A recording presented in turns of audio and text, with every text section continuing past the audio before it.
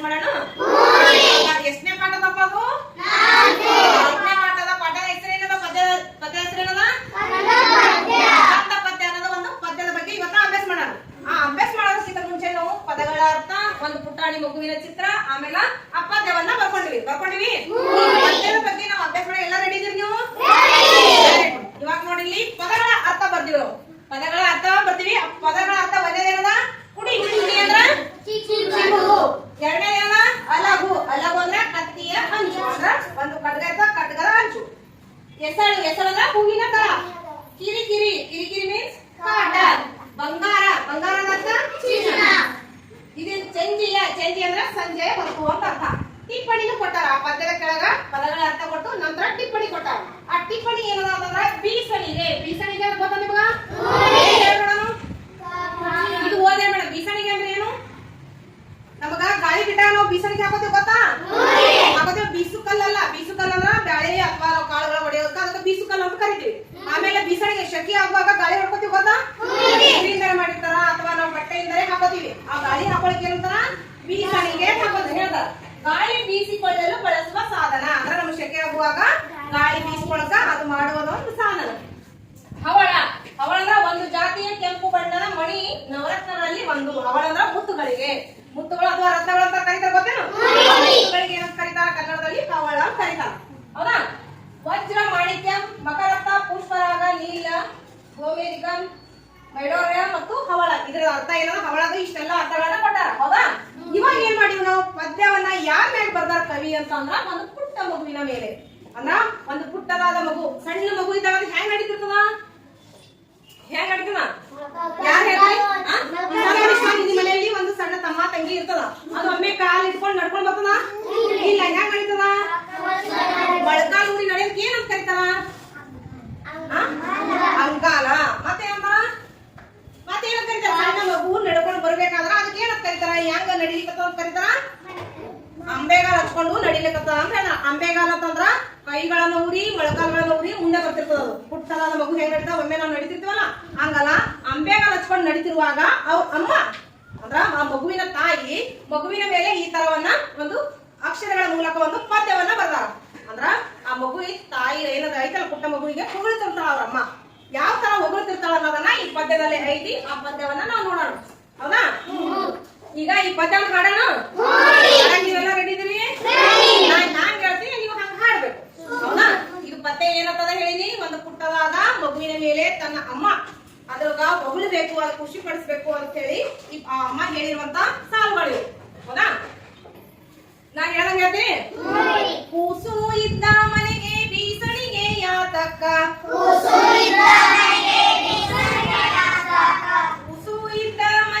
ಬೀಸಣಿಗೆ ಯಾತಕ್ಕ? ಕೂಸು ಕಂದಯ್ಯ ಒಳವರಾಗ. ಕೂಸು ಕಂದಯ್ಯ ಒಳವರಗ ಆಡಿದರ. ಬೀಸಣಿಗೆ ಗಾಳಿ ಸುಳಿದಾವ. ಬೀಸಣಿಗೆ ಗಾಳಿ ಸುಳಿದಾವ. ಆಡಿ ಬಾನನ ಕಂದ ಅಂಗಾಲ ತೊಳೆದೇನ. ಆಡಿ ಬಾನನ ಕಂದ ಅಂಗಾಲ ತೊಳೆದೇನ. ತೆಂಗಿನಕಾಯಿ ತಿಳನೀರ. ತೆಂಗಿನಕಾಯಿ ತಿಳನೀರ ತಕ್ಕೊಂಡು.